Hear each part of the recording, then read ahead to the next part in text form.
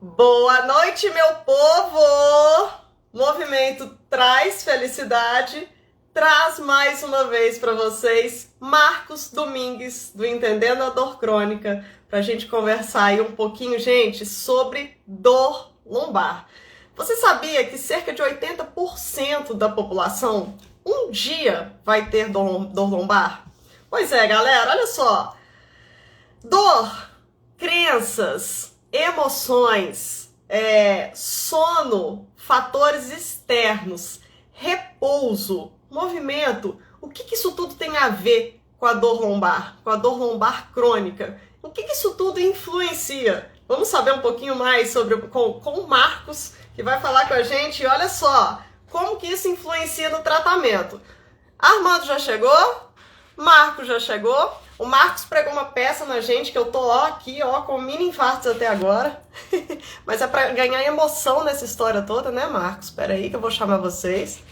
Aguenta lá, galera! Movimento traz felicidade, hein? Bora com a gente! Mini infartos, viu, Marcos? Ó. Faz isso não. Tudo bem? Boa noite! Ô, Marcos, tu deu um susto na gente, Marcos. É pra ter emoção, é pra ele ver como é que estão as nossas emoções, né, Marcos? Com certeza. Ó, pra quem não tá entendendo nada, um minuto antes de começar aqui a nossa live, eu liguei, mandei uma mensagem pra eles, falei assim, olha, não vai dar. Deu um pau aqui, não vou poder entrar com vocês. Aí depois eu mandei que era uma pegadinha e tá tudo certo. Maravilhoso! Tudo bem, pessoal? Ai, meu Deus. Sim. Tudo certo, tudo ótimo. Tudo bem, Maravilhoso. produção? Produção, mais conhecido como Armando. Tudo bem, Marcos? Como é que tá? Tudo certo, certíssimo. Muitíssimo obrigada por mais uma vez aceitar aí o nosso convite. O Movimento Traz Felicidade. Você sabe que é um prazer te receber aqui, um prazer enorme. E falar de um tema tão amplo, né, que é essa questão da dor lombar, que existem aí vários fatores que podem interferir no tratamento, né? A gente desmistificar aí algumas crenças, né, que as pessoas colocam muito em relação a isso. Aí, Gustavo, boa noite. Então, eu acho que é interessante a gente passar essa informação. Eu costumo falar que são informações, assim, de utilidade pública, porque as pessoas precisam saber se perceber, entender e interpretar o que está acontecendo com elas de fato, né? Bom, Armando quer falar alguma coisa? Eu já passo e falar. Eu quero dar boa noite para todos que já estão aqui na live, que estão entrando. Boa noite para o Marcos, né? Boa noite oficial. Dizer que é um prazer imenso estar com o Marcos novamente aqui. O Marcos é uma pessoa extremamente divertida. Descobri isso agora há pouco. Meu Deus! Né? E é bom a gente, e eu acho ótimo isso, porque é uma maneira muito leve, descontraída de começar, já entrar para conversar e trocar uma ideia sobre algo tão importante, tão relevante como é a dor crônica, né? Muitos de nós aqui, eu espero que muitas pessoas que sofram ou que lidem com a dor, ou que conheçam pessoas que lidem com dor crônica, estejam aqui assistindo, né? Porque a gente vai passar bastante informação interessante, principalmente para quebrar algumas crenças, né, alguns mitos sobre, né, a dor lombar, né? Que é muita gente ainda acredita em algumas coisas que a gente vai ter. Como eu escrevi essa semana, né, vamos tentar desmistificar, porque muitas vezes você explica, conversa com a pessoa e ela diz assim, não, tá bom. Aí ela vira as costas e ela continua acreditando nas coisas que ela acreditava há tempos atrás, porque já está, como se diz, né, já está no senso comum, algumas coisas estão no senso comum, e a gente precisa quebrar esse senso comum e trazer novas informações. Marcos, é um prazer estar aqui contigo novamente, fique à vontade para falar um pouquinho, para se apresentar. Deixa eu pedir o pessoal que está chegando aí agora, gente, vai nesse aviãozinho e manda essa live, porque a questão da dor lombar é uma questão realmente de saúde pública. Isso não é brincadeira, a gente vai falar sobre isso aqui hoje, tá? Então, se você nunca teve, provavelmente você conhece alguém que já teve, né?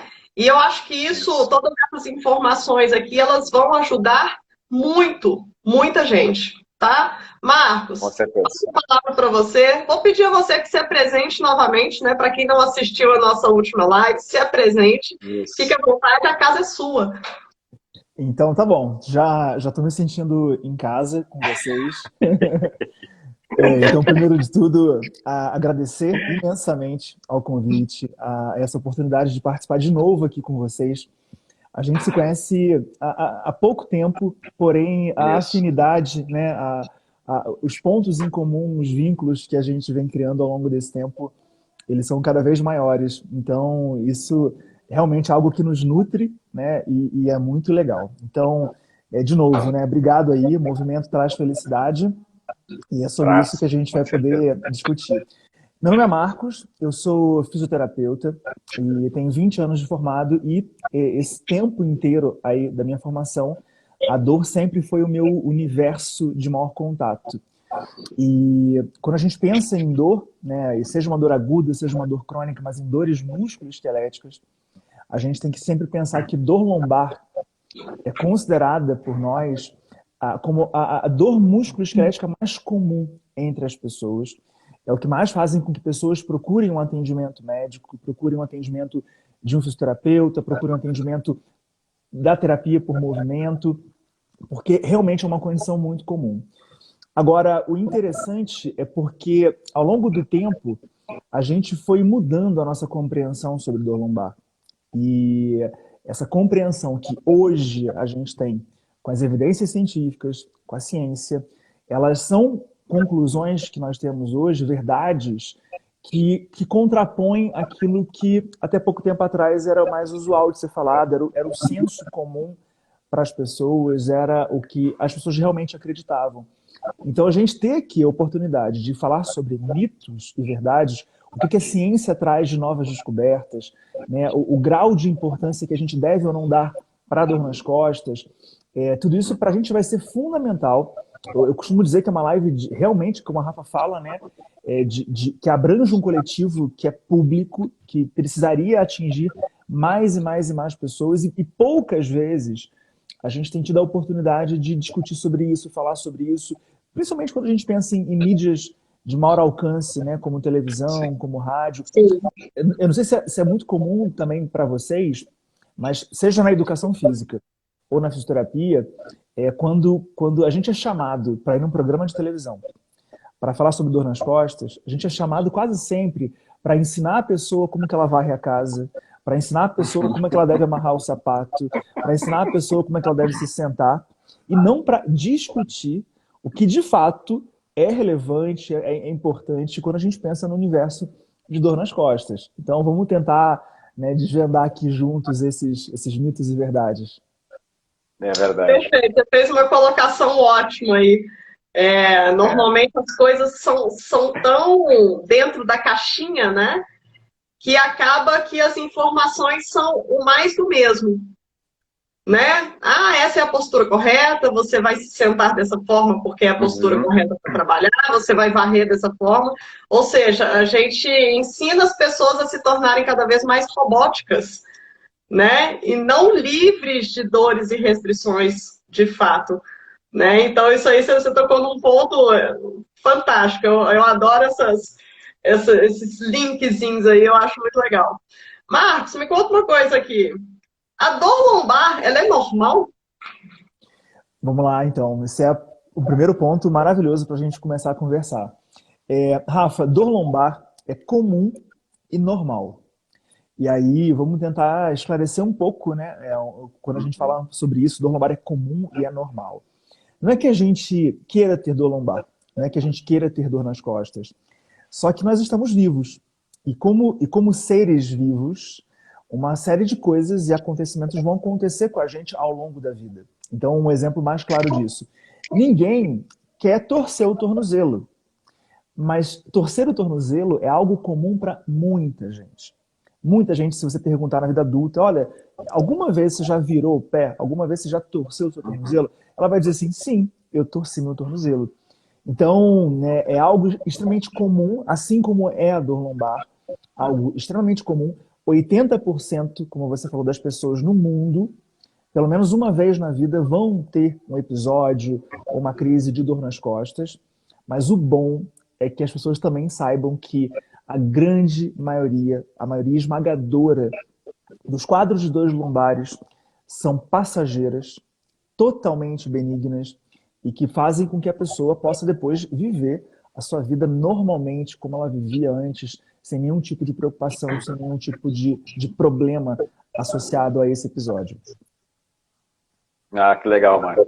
Marcos, eu vou levantar uma primeira polêmica aqui, então, que eu acho realmente válida e interessante, dentro desse senso comum que a gente vive, dentro de crenças que a gente, eu digo, a sociedade criou, né, do empoderamento de alguns profissionais e tudo mais.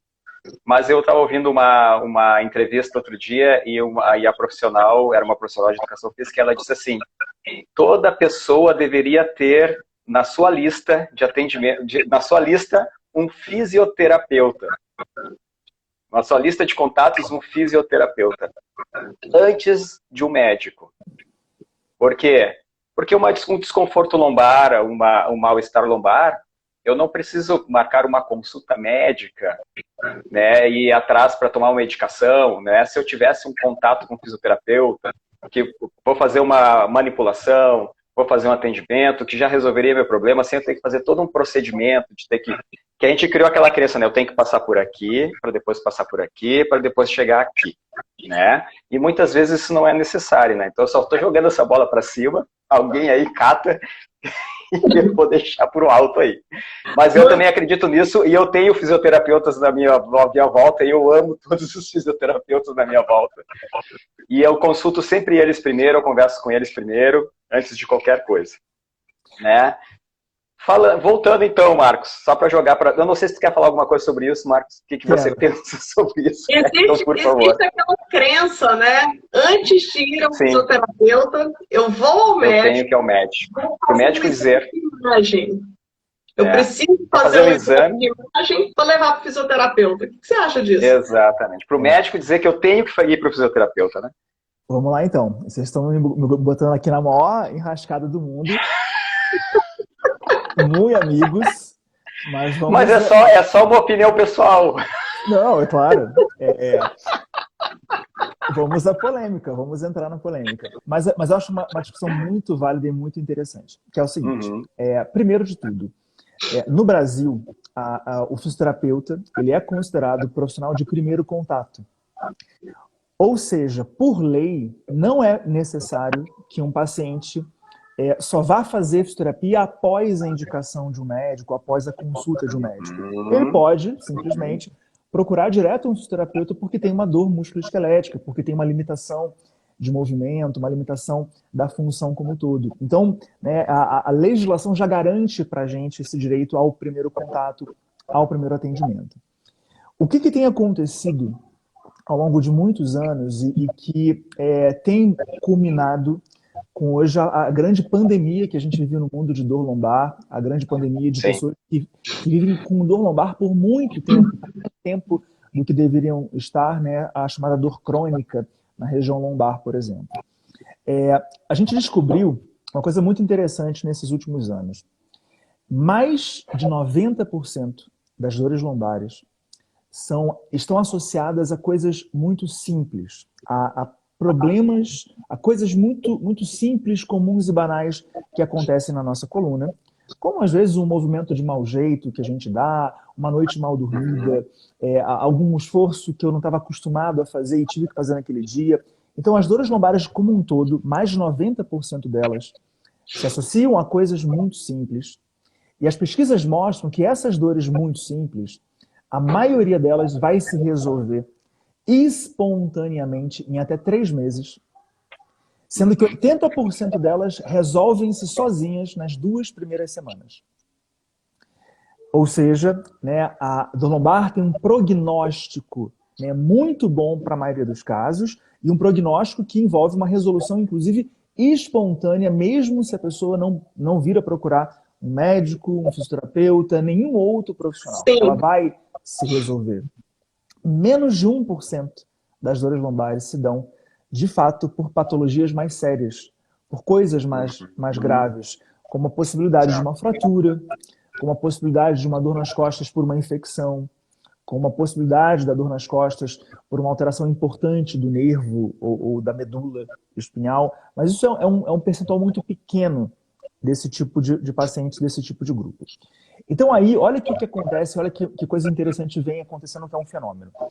Se a sua avó tivesse dor lombar, né, na adolescência dela ou na juventude dela, nessa época não havia acesso, nem muito acesso a profissionais da saúde, e muito menos acesso a exames de imagem de alta resolução, a exames de imagem de alta complexidade. Então, o que restaria para a sua avó fazer? Estou com dor nas costas, eu vou esperar, provavelmente eu vou limitar um pouco os meus movimentos nos primeiros dias, eu vou evitar pegar peso, vou evitar fazer um esforço muito grande, vou tomar um remédio natural, um chazinho que a Bem recomenda, colocar uma compressa de calor ou uma compressa fria. Isso vai passar ao longo, né, dos dias, porque é natural que isso geralmente passe mesmo, e depois a sua avó volta a fazer as coisas que ela fazia de maneira normal. Hoje as coisas mudaram.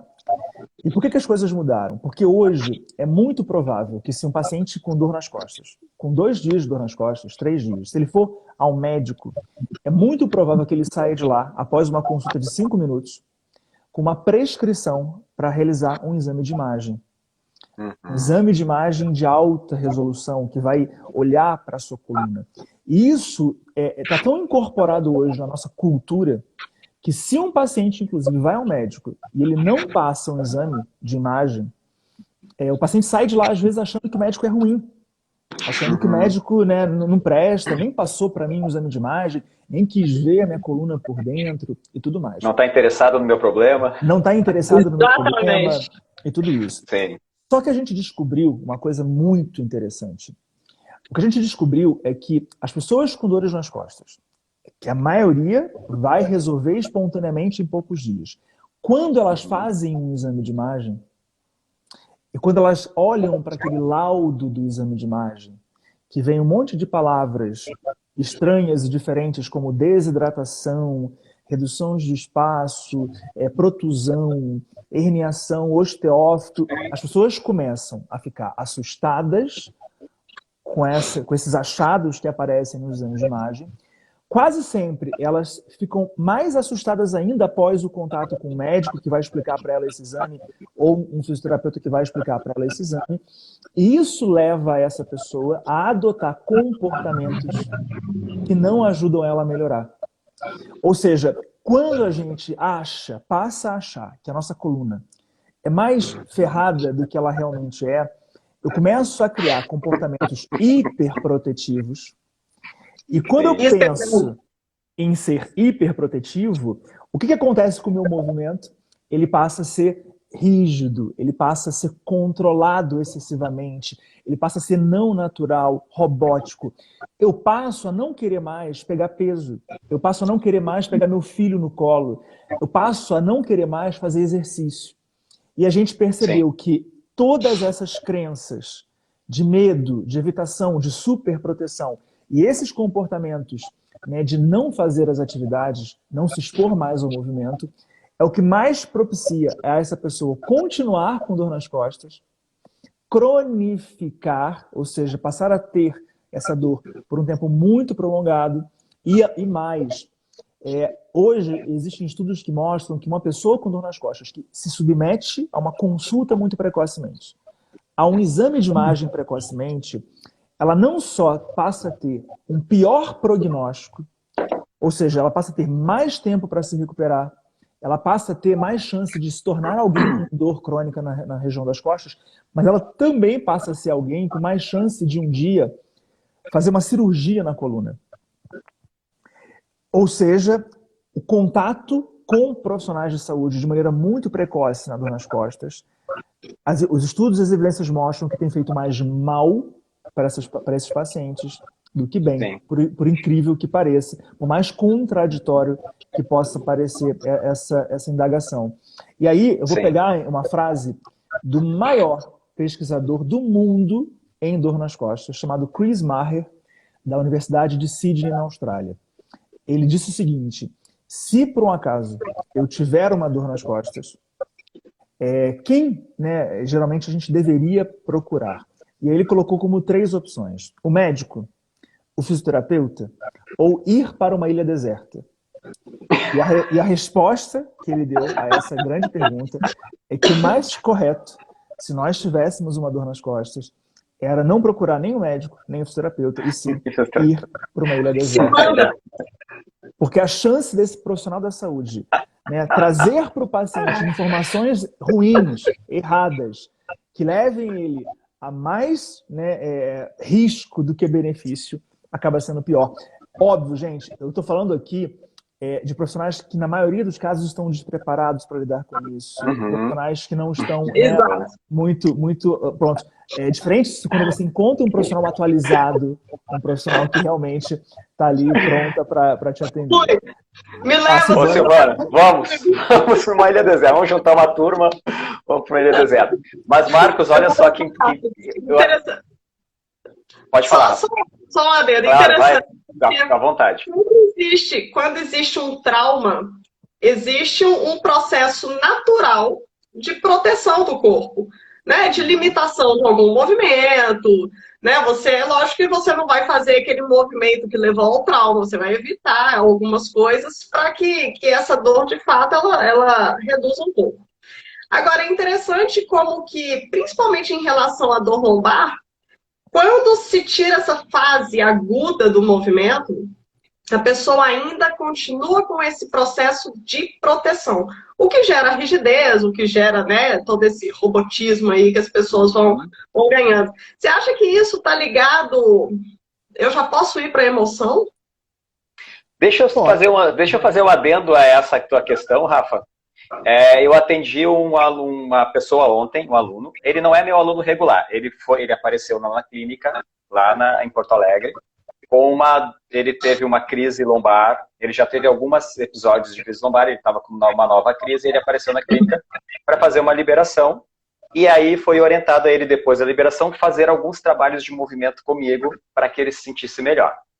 Ele estava realmente bem desconfortável, com bastante dor. Eu consegui alguns movimentos com ele, dentro de uma amplitude muito reduzida, mas ele saiu se sentindo melhor. Eu vou tentar demonstrar o que ele fez. No meu atendimento, eu conversei com ele e falei assim: tenta se movimentar de forma natural, faça suas coisas de forma natural. E aí ele falou: não, tudo bem. Aí ele me agradeceu e foi pegar as coisas dele que estavam num banco. Aí ele fez assim, ao invés de ele pegar as coisas dele assim, e sair, ele fez assim. Para pegar as coisas, pegou as coisas. Aí eu olhei para aquilo, olhei para ele e falei assim: você viu o que você acabou de fazer? E ele assim: não, você fez todo um sistema de proteção para se proteger de uma dor que você nem sabe se ela vai aparecer na hora que você fizer o movimento. Aí ele falou assim: não, eu vi que eu estou fazendo movimentos diferentes, que eu estou restringindo meus movimentos. Pois é, então eu vou te pedir um favor, tente não fazer isso. Tente fazer as coisas de forma mais natural possível.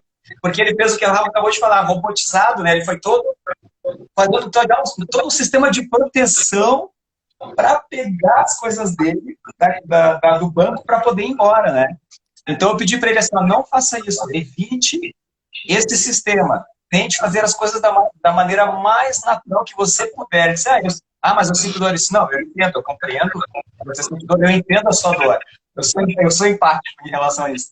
Mas evite, porque daqui a pouco a dor desapareceu e ele continua com todos os processos robotizados para evitar que ela volte, porque ele já criou esse processo, né, Marcos falou, da cronificação, de todo esse sistema de proteção que a Rafa estava falando, em relação à dor que ele estava sentindo, né?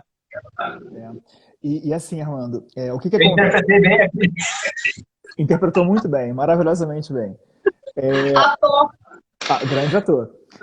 Quando a gente tem uma dor aguda, por exemplo, seja na coluna, seja uma dor aguda no ombro, é super natural que nesse início de dor, né, essas primeiras horas de dor, primeiro dia de dor, a gente adote comportamentos protetivos para principalmente tentar minimizar naquele primeiro momento, realizar um movimento que faça com que essa dor fique ainda pior, ou realizar algum tipo de movimento ou de esforço que possa fazer com que você agrave ali o que você está sentindo naquele momento. Então, isso é super natural. E a gente chama esses comportamentos iniciais de comportamentos adaptativos.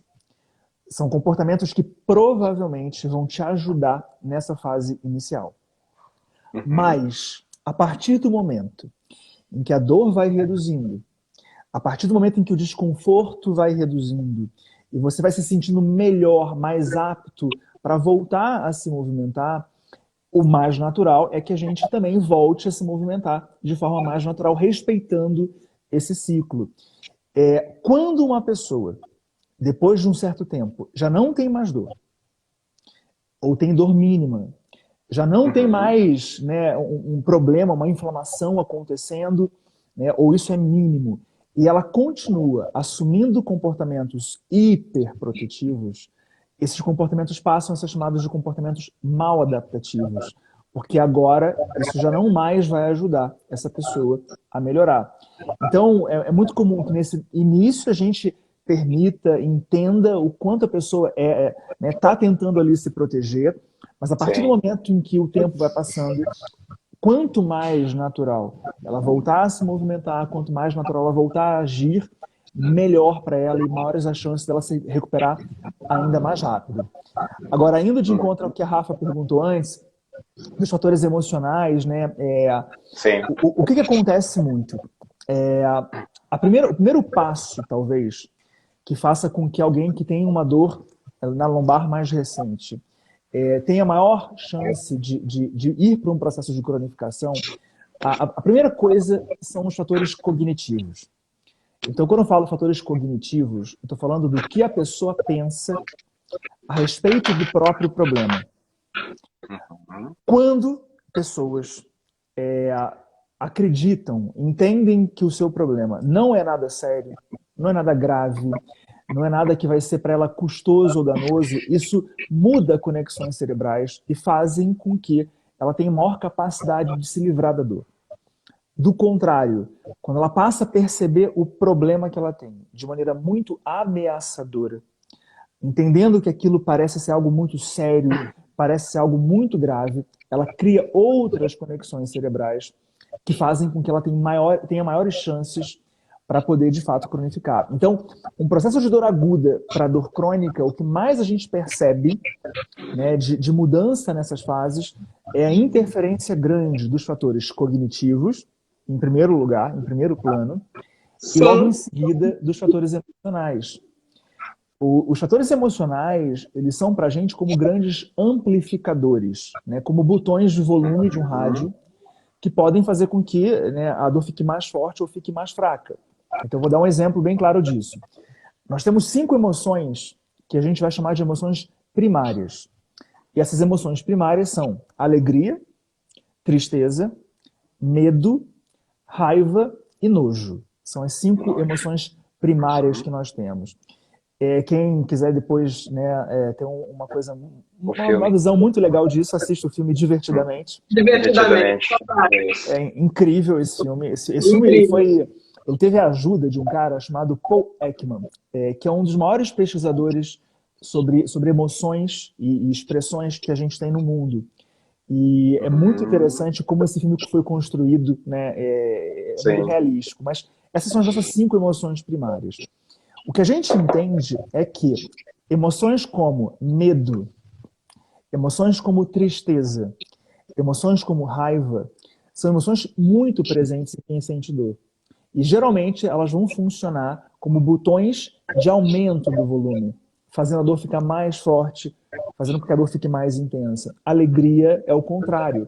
É um botão que diminui esse volume, é o que faz com que a dor possa ficar mais fraca, por exemplo. Então, certamente, né, os fatores cognitivos e emocionais, eles passam muito aí, permeiam muito essa mudança de status de uma dor aguda para uma dor crônica. E é por isso que é importante pacientes se sentirem ameaçados com o que é ameaçador e não com o que não é ameaçador.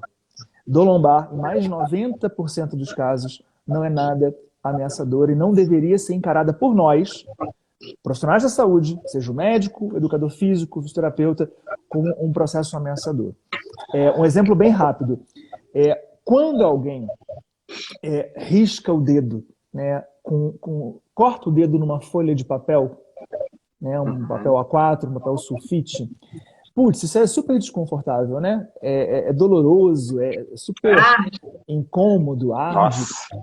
Mas ninguém que corta o seu dedo com uma folha de papel para e pensa assim, nossa, meu Deus do céu, vou passar o resto da minha vida com dor no dedo.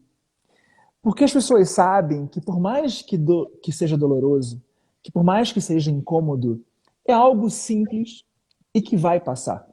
Daqui a alguns dias eu não estou nem lembrando mais que eu cortei esse dedo com papel. Esse seria o mesmo raciocínio que a gente deveria usar quando a gente pensa na maior parte dos casos de dores lombares.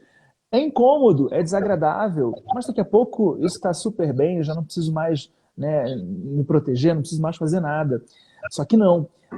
Infelizmente, as pesquisas mostram que o contato desses pacientes, muito precocemente com profissionais de saúde, tem trazido para eles uma percepção muito maior de ameaça do que de segurança. E isso tem representado um risco. E a gente se preocupa porque, por exemplo, em 1990, dor lombar era a condição número 136 de um ranking que levavam as pessoas a viver com incapacidade. Hoje, dor lombar é a condição número 1 que leva as pessoas a viver com dor e incapacidade. E o que mudou de 1990, que ela era a condição 136, para hoje? Principalmente o acesso que elas estão tendo a mais exame de imagem, acesso que elas estão tendo a procedimentos de tratamento ditos minimamente invasivos, remédios fortes, né, pouco aconselhamento para se manter ativo, para voltar a fazer exercício, informações errôneas. E isso tem feito, né, com que, inclusive, não sei se vocês sabem disso, mas qual é a maior causa de aposentadoria por invalidez no Brasil? Um estudo do professor Ney Mesiá, do Rio de Janeiro, avaliou isso, um estudo de mestrado dele. A maior causa de aposentadoria por invalidez do Brasil é dor nas costas. Não sabia. Maior do que qualquer outra coisa, maior do que infarto, maior do que acidente vascular cerebral, amputação, qualquer outra coisa. Dor nas costas é a maior causa de aposentadoria por invalidez no nosso país. O que leva não só a um ônus, do ponto de vista para a gente emocional, físico, mas um ônus, inclusive, para o sistema de saúde, um ônus financeiro, socioeconômico. Com certeza, com certeza. Sim. Marcos, o Marcos passou muita informação, né? Rafa, eu queria ficar um pouquinho mais nas questões emocionais, se a gente puder. Tá? Sim, eu vou... Tá. É porque, na verdade, quando todas essas questões de proteção, quanto mais se protege, quanto mais a gente tem os fatores emocionais aí envolvidos, existe a sensação do mais dor, mais dano. Mais dano tecidual, mais problema articular ali, né, nas vértebras, enfim, né, as pessoas, elas têm essa sensação, nossa, minha dor aumentou, será que eu tenho uma degeneração? Será que eu estou tendo um maior dano tecidual? Será que está mais inflamado? E aí a gente mantém nessas questões emocionais que a gente sabe que interferem. Assim, é a primeira causa para mim de uma dor lombar. Eu sofro de dor lombar crônica e eu sei que as questões emocionais, para mim, elas interferem diretamente. Então, eu já venho de uns 4 meses para cá, uma mudança tão grande que eu confesso para você que eu esqueci que eu tenho dor lombar. Em alguns momentos, um esforço maior ou outro, mas... Eu esqueço que eu tenho dor lombar. Eu não tenho mais. Isso não me pertence mais, sabe? E as pessoas, elas carregam isso, tanta proteção, tanto estresse, tanta ansiedade, tantas emoções, né? A gente vive emoções aí no estado simpático aí 24 horas por dia. E aí, mais dor, mais ganho? Será? Mais dor, mais dano? Será Pois isso? é. Isso é um grande mito, Rafa, um grande mito, e a gente pode dizer por quê. A quantidade de dor que nós sentimos, ela não está diretamente relacionada à quantidade de lesão ou dano que a gente sente. E isso pode ser visto em diversas situações, desde de condições muito extremas. Eu vou dar um exemplo bem claro disso. Um triatleta, ou melhor, um pedalista, né? Eu acho que você fala isso, né? Um ciclista Ciclista. europeu. Ele estava fazendo, alguns anos atrás, aquela Volta da França, que é uma competição muito tradicional, né, de ciclismo no mundo. E durante essa Volta da França, em algum momento, ele cai da bicicleta e ele, né, simplesmente ele cai e, obviamente, ele levanta e procura as coisas e coloca novamente o capacete, retoma a sua posição na bicicleta e continua pedalando por mais 38 quilômetros. E quando ele chega na linha de chegada, ele vai olhar para o joelho dele. O joelho dele estava super inchado, super inchado. Ele teve uma fratura naquela queda. Mesmo fraturado, uma grande lesão, né, um grande dano aconteceu, ele não relatou nenhuma dor enquanto fazia todo aquele processo de prova por mais 38 quilômetros. Só depois ele foi perceber que estava fraturado e passou a sentir dor. Então, é um claro exemplo de uma lesão muito grande, com pouca dor ou nenhuma dor relatada naquele momento. O contexto, né, Praticamente nenhuma, né? praticamente nenhuma. O contexto foi Nenhuma. determinante ali para aquele processo. Em outros casos, alguém que, por exemplo, inflama uma cutícula, que é uma lesão pequena, pode sentir uma dor enorme, pode sentir uma dor muito grande. Fora isso, a gente sabe que há muitos fatores, como, por exemplo, sono vai interferir. Se alguém tem pessoas com melhor qualidade de sono, geralmente sentem menos dor do que pessoas com uma qualidade de sono pior. Pessoas que se alimentam melhor costumam ter menos dor do que pessoas que se alimentam pior. Se eu acredito que o meu problema é mais sério, me sinto muito ameaçado, eu vou sentir mais dor do que quando eu me sinto mais seguro, confiante em relação ao que eu tenho. Então, há diversos fatores que juntos vão modular e fazer com que eu sinta mais dor ou que eu sinta menos dor. Mas, né, mas essa ideia de que dor e dano são automaticamente relacionados é uma ideia extremamente errônea e que a gente pode deixar de lado. Ou seja, mesmo alguém com uma dor lombar muito forte pode ter isso sem nenhum processo grave acontecendo com ela. Né? O que vai fazer a gente pensar em questões graves não é a intensidade da dor do paciente, mas sim quadros de repercussões neurológicas, né? Um trauma de grande magnitude que possa estar indicando para a gente que houve uma fratura de uma estrutura, a presença de sinais como febre, indicando a possibilidade de uma infecção. Tudo isso que clinicamente você consegue, né, perceber e investigar, mas graças a Deus ocorre numa minoria absoluta dos casos de dor nas costas. Sim. Então, Marcos, se eu disser assim que eu vou descansar e vou repousar para melhorar minha dor, e quando a dor melhorar do meu repouso eu volto às minhas atividades, está completamente equivocado. Pois é, olha que legal. Alguns estudos mostraram o seguinte para a gente. Aquelas pessoas que têm uma dor nas costas, simples, começaram hoje com uma dor lombar, e se mantêm em repouso absoluto. Repouso absoluto é você simplesmente ficar na cama, ou ficar sentado, ou ficar mas o mais imóvel possível. Essas pessoas levam mais tempo para se recuperar, perdem mais dias de trabalho e têm mais intensidade de dor, sentem a dor de maneira mais intensa, mais desconfortável. Ao contrário disso, o que a gente hoje mais recomenda para alguém que tem um episódio agudo de dor lombar é o que a gente chama de repouso ativo. E o que é o tal do active rest, ou repouso ativo? é eu tentar, dentro das minhas possibilidades, me manter o mais móvel possível, né? Variar mais as minhas posturas, as minhas posições. A minha dor está nas costas, mas isso não impede de eu mover os meus braços, por exemplo. Então, que eu faça, né, movimentos ou exercícios com os meus braços. Mas eu estou com dor e não consigo ficar em pé por 10 minutos. Mas que você fique, então, em pé por 2 minutos, várias vezes ao dia. Não consigo caminhar 5 minutos. Que você caminhe 1 minuto, várias vezes ao dia.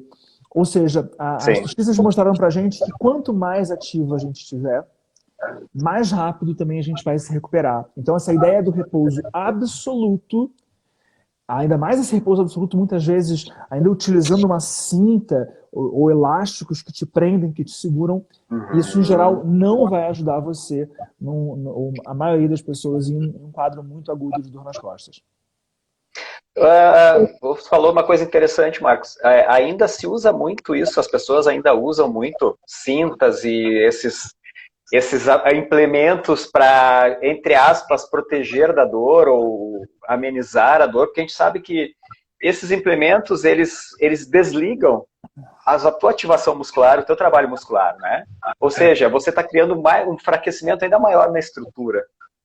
E ainda se usa muito, ainda é muito comum. Em geral, assim, automedicação para dor nas costas ainda é muito comum. Então, o remédio que uma vizinha indicou, o remédio que o filho usou quando teve uma dor no pé. Então, a automedicação ainda é muito comum e o uso dessas cintas, coletes, hastes, tudo isso ainda é muito utilizado. Pouco por recomendação médica, inclusive. Sim. Hoje, raramente os médicos indicam esses coletes, né, para uma dor lombar mais simples, por exemplo. Mas o alto uso, né, essa busca das pessoas por isso ainda é muito frequente. A cinta vem de uma questão, vem de um senso comum também, né? Daquela questão, vamos usar a cinta que eu vou me proteger e a minha dor vai passar. Né? Mas mal sabe que essa proteção não está acontecendo e você está literalmente desligando ali funções, né?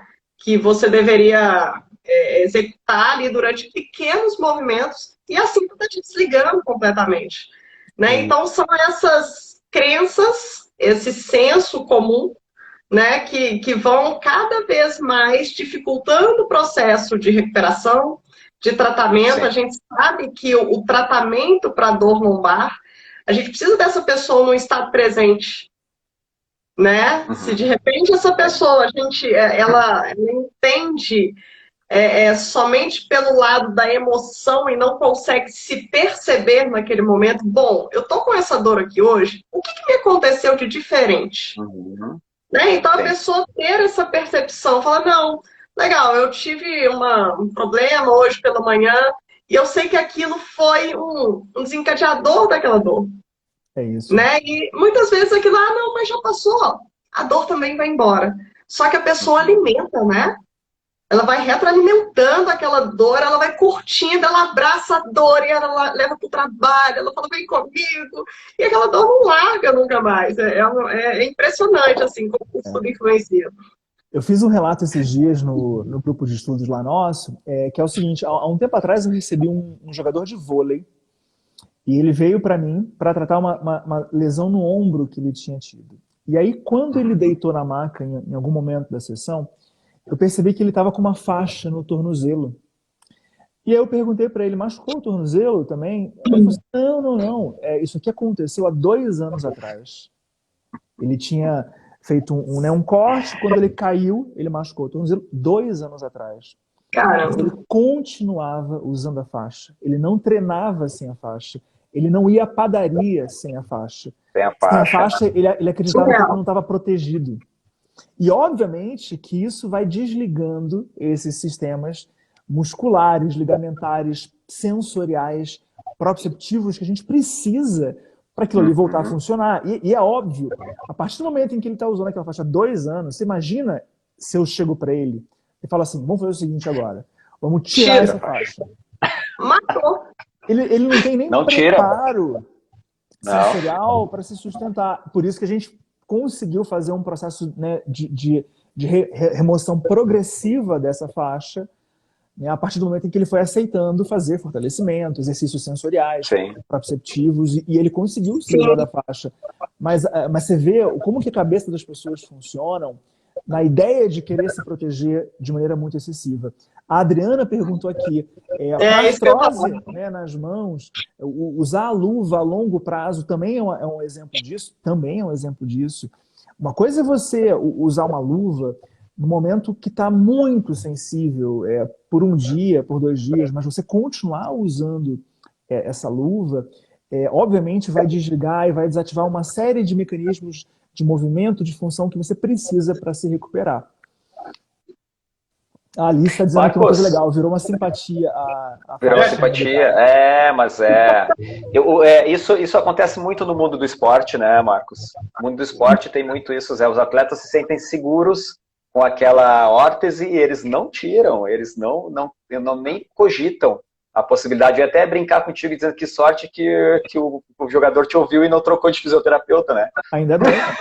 Poderia ter trocado. Poderia acontecer. Dizendo, não, esse fisioterapeuta tá louco, ele quer me detonar, eu vou trocar de fisioterapeuta. Não quer que use a faixa? Não quer que eu use a faixa, como é que eu vou fazer? Né? E olha que interessante, o meio esportivo, ele é um meio muito interessante, porque ele é cercado de grandes mitos, né? De simpatias das pessoas, crenças, crenças assim muito enraizadas, e é um meio assim onde as pessoas realmente assim, né, essa coisa competitiva, elas acreditam que às vezes uma mínima coisa pode fazer uma grande diferença para elas e acabam esquecendo do mais básico, do básico, né? Quer se preparar, quer se alimentar, quer dormir bem, quer se exercitar, enfim. E se apoiam muito nesses... Você lembra uma época em que as pessoas usavam uma pulseirinha que dava a entender que elas se sentiam mais equilibradas, energéticas? Era magnetizada, era uma pulseirinha magnetizada, assim. E isso se mostrou, na verdade, assim, né, um grande placebo, ou seja, inclusive os donos da pulseira foram processados, porque não há nenhuma comprovação de que isso produza qualquer tipo de efeito nesse sentido, mas quantos atletas passaram a usar a pulseira numa ideia de que teriam melhores performances se usasse aquela pulseira? É interessante como as pessoas, elas realmente terceirizam o que elas querem ter, né? Então as pessoas passaram a usar uma pulseira, entregando a responsabilidade para a pulseira, tipo, me equilibre, né? Porque eu não vou fazer nada, eu não vou mover uma palha, eu vou botar uma pulseira. Eu não tenho capacidade de me equilibrar. Isso, exatamente. Eu vou terceirizar para uma pulseira. Elas terceirizam essas funções, elas vão terceirizar a dor, né? Mas você precisa resolver a minha dor, eu não vou fazer nada. Eu vou dar mais um exemplo, e assim, eu falo pra caramba, mas vou dar um exemplo que eu acho que ilustra bem isso. A gente, tem um autor chamado Jorgen Jevenel. Ele fez um editorial para a Britney Journal of Sports Medicine, que é uma revista muito, muito boa de esporte. E ele fala uma coisa muito interessante, que a gente, muitas vezes, se ilude com a ideia de calçados tecnológicos, equipamentos muito sofisticados, e esquece de uma coisa. O que a gente mais precisa é do movimento em toda a sua simples complexidade. O movimento por si só, ele já tem, né, o tudo de complexidade. E aí, para exemplificar, olha como é difícil, e eu já encontrei muitas pessoas assim. O cara quer pedalar. Maravilha. Então, o que ele faz? Ele vai a um lugar e compra uma bicicleta que tem que ter um quadro exatamente compatível com a altura dele. Aí ele compra lá um lugarzinho para colocar a garrafa de água, aí ele compra uma luzinha para frente, uma luzinha para trás, aí ele muda o pedal, compra uma sapatilha, faz um teste para saber como ele está, né, fazendo ali o pedalo, se está correto ou não, se tem que corrigir ou se não tem que corrigir, compra capacete, ele compra cotoveleira, ele compra joelheira, ele compra coisas para se hidratar enquanto ele está fazendo, para colocar o celular e o fone de ouvido, e aí sim ele está pronto para pedalar. E na verdade, só bastava ele pegar qualquer bicicleta e pedalar. E sair para pedalar. Então, assim, né, a gente não precisa, né, muitas vezes, né, se equipar tanto, porque né, o cara tá com tanta coisa, tá faltando só o que para ele? Cara, é pedalar, assim, é fazer isso, né? Uhum. E o que é Ele o já mais... fez tanta coisa, que na hora de pedalar já não dá tempo mais, ele tem que voltar para casa. É isso Né? aí. E aí ele tira todo aquele e não pedala. E muitas vezes, uma semana depois, a bicicleta já está encostada de lado, porque ele já desistiu de pedalar. Exatamente. Dá muito trabalho, né? É muita coisa para colocar. É muito trabalho. É muito trabalho. Marcos, a gente estava falando então sobre essa questão de segurança emocional, que os atletas usam esses implementos, né? Deixa eu te fazer uma pergunta. Você que com certeza atende muito mais pessoas e diariamente pessoas com dor lombar, nessa questão da segurança emocional e o nível de dor. Então, por exemplo, vou te dar um exemplo, tá? Um amigo meu. A gente fala do amigo. Um exemplo que é o seguinte, você vive num ambiente que te gera medo, que te gera insegurança. Num ambiente em que as pessoas dizem assim, nossa, ele tem dor. Temos que proteger ele porque ele tem dor. Então, assim, o que tu está fazendo aí que está se abaixando para pegar essa coisa? Não pega. Deixa que eu pego para ti. Cuida, tu não vai correr, tu não vai pular aquela poça d'água, tu pode te machucar. Tu não pode pedalar. Sabe, tu vai fazer exercício, que tipo de exercício tu vai fazer? Então, a pessoa começa a ser bombardeada no ambiente que ela vive, desses fatores estressores que são o medo, insegurança, né? E ela vai se sentindo tolhida e perdendo a autonomia e a capacidade dela, a dependência dela de se movimentar. Já em contraposição, uma outra pessoa que também tem talvez o mesmo nível de dor, mas ela está num ambiente que as pessoas olham para ela e olham para ela. Tem uma pessoa na nossa frente. E ela se abaixa, ela pega as coisas, ela pedala e faz, as pessoas nem dão bola, nem perguntam se ela tem dor, nem estão muito preocupadas. Não é que não se importem, não é negligência. Mas assim, ela vive a vida normal dela, ela não reclama, ela está bem. Por que eu, fator externo, vou jogar um monte de informações desconfortáveis, de medo, de dor? Isso acontece muito. Muito. Tem uma pesquisa muito bacana que ela fala assim, dor lombar, doença contagiosa. Então ela questiona se dor lombar é ou não uma doença contagiosa. E a resposta que ele encontra para essa pergunta é sim, dor lombar é uma doença contagiosa. Se você vive em uma casa com alguém que tem dor lombar, aumenta a sua chance de um dia ter dor lombar. Pelo convívio social. Porque geralmente essa pessoa que tem dor lombar, quando vê você pegar uma mochila pesada, vai olhar para você e dizer, meu filho, pelo amor de Deus, larga essa mochila, ela é pesada, olha as suas costas. Uhum. Quando essa pessoa vê você se movimentar, ou varrendo a casa, ou pegando uma caixa qualquer, ela vai dizer para você, não faça isso, para com isso, larga isso no chão agora, né? Porque isso vai prejudicar as suas costas, isso vai fazer mal para as suas costas, e aumenta, de fato, a chance dessa pessoa desenvolver dor nas costas por esse convívio social, por essas crenças que vão sendo desenvolvidas e incorporadas. Repara o seguinte, Armando, a gente está hoje tentando mudar essas crenças, mas o que mais as pessoas com dores nas costas ouvem na televisão, de profissionais, de colegas, da família, não faça isso, não faça aquilo. Você não pode dobrar, você não pode pegar peso, você não pode se movimentar, você não pode isso, você não pode aquilo. E esse bombardeio de informações que vão levando as pessoas a se sentirem com mais medo, que vão levando as pessoas a se sentirem mais inseguras com a própria condição, são coisas muito fundamentais na modulação dessa dor, né, e nos processos, né, que vão determinar se ela vai ou não se desenvolver bem ou mal, ter um melhor ou um pior prognóstico para aquele quadro. Então faz todo sentido, sim, tá? Como as pessoas do teu convívio, como que os profissionais que te acompanham, né? Eu vou dar um exemplo. Muita gente está aqui dá aula de Pilates. Oi, Paula. Né? Então muita gente dá aula de Pilates, muita gente trabalha com Pilates. E olha que interessante, uma coisa que acontece muito em estúdios.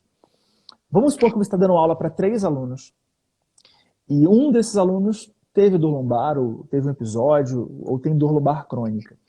É muito comum que durante essa aula de Pilates o professor chegue para um aluno e fale assim, Dona Maria, olha, realiza para mim 10 repetições desse exercício e quando acabar, faz mais 10, mas com um pezinho mais dobrado.